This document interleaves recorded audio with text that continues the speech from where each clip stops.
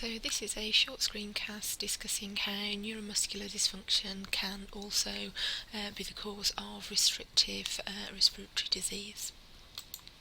Okay, so in terms of the types of neuromuscular disorders that we often encounter as cardiorespiratory physios, it could be any of a number of underlying pathologies, but commonly we will see patients with Duchenne muscular dystrophy, spinal muscular atrophy, motor neuron disease, myasthenia gravis, spinal cord injury, strokes and MS.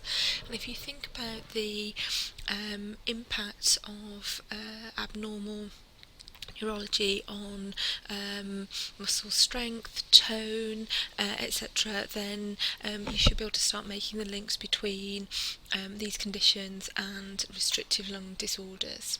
So if you think about some of the ways we've approached our understanding with regards to breathing and gas exchange, we've talked about the fact that in order to achieve gas exchange, you need chest wall expansion, you need adequate gas transport through the conducting zone, you need appropriate gas exchange within the alveoli, and that requires adequate alveolar expansion, and also we've considered the role of exhalation with regards to gas transport and CO2 exhalation.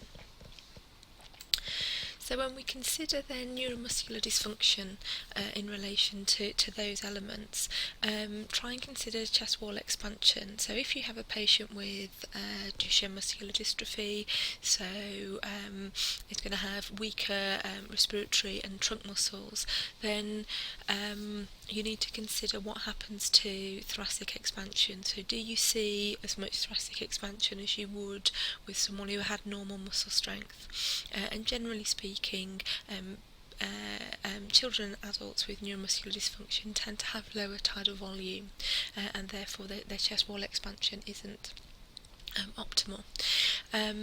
It's also worth considering if you have a patient with a condition that means that either the signals aren't able to get through to tell the muscles to contract, or that the muscles are very weak, or they get weaker and weaker throughout the day, then it's worth considering how that patient demonstrates that they are struggling to provide adequate gas exchange.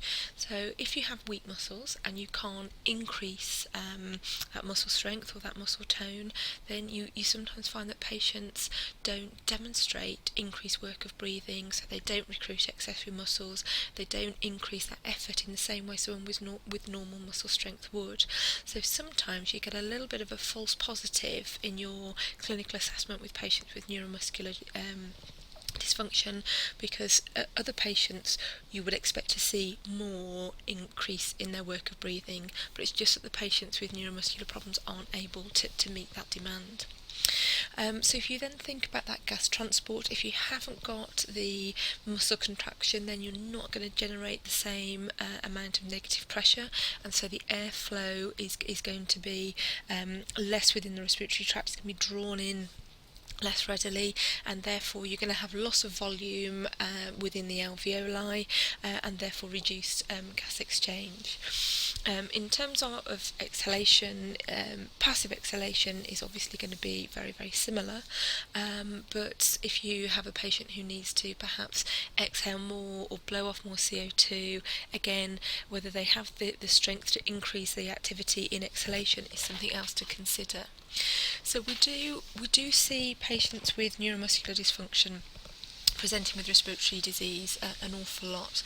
The other thing to consider is cough efficacy. If you've got a patient who can't take deep breaths in and can't recruit internal intercostals or abdominal muscles as easily, then their cough efficacy is going to be reduced, and therefore they're going to perhaps have sputum accumulation. So sometimes we get students in some of the modular exams saying, oh, I've had a patient but they didn't have any respiratory pathology.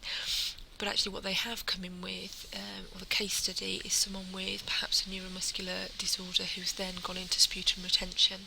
And so it's thinking about the impact of other pathologies on the respiratory mechanics, because it isn't just about what happens within the lungs, it's also that whole package of chest wall expansion, gas transport, exchange and exhalation. So pulling all that together is really important.